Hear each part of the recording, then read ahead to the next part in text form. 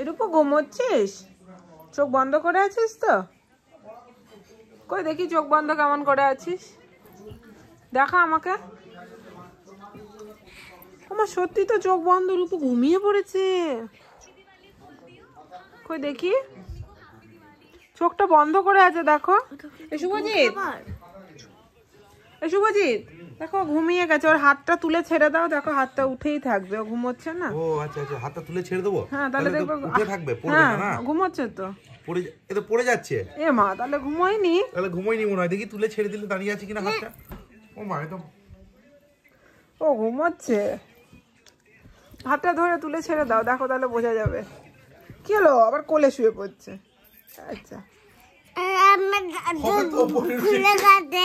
চাদরের উপরে উঠে গেছো তুমি, ঠিক চাদরের নিচে ঢুকে গেছে তোমার।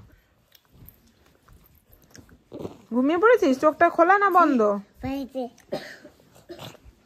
আমার সত্যি তো পুরো চোখ বন্ধ তো। চোখটা বন্ধ না খোলা?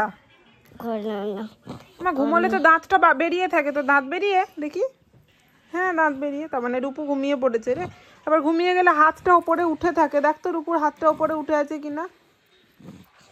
ও পাটা উঠে আছে না, তার মানে রূপু ঘুমিয়ে পড়েছে। মাম্মা সেই কুমির আর শিয়ালের মতো করছে যে। কুমির আর শিয়ালের মতোই হয়ে গেল। রূপু কপালে কি পড়েছো? কি সিঁদুল? মাম্মাম চাইলো, তাহলে সিঁদুলটা কি দিয়ে দেবো? তাহলে কি করবো? মামাম নেই ব্যায়াম করতে গেল, তুমি করবি ফোন করতে গেল দিদুটা। রূপুর ও ঠান্ডা লেগে গিয়েছে। কোথায় লাগলো মা? কোথায় ঠান্ডা লেগেছে? গলাতে? বাবা কি কষ্ট। শুয়ে পড়ো। কপালে কি পড়েছে জিজ্ঞেস করো। কি পড়েছো? কার সঙ্গে বিয়ে হলো তোমার? দাদার সঙ্গে?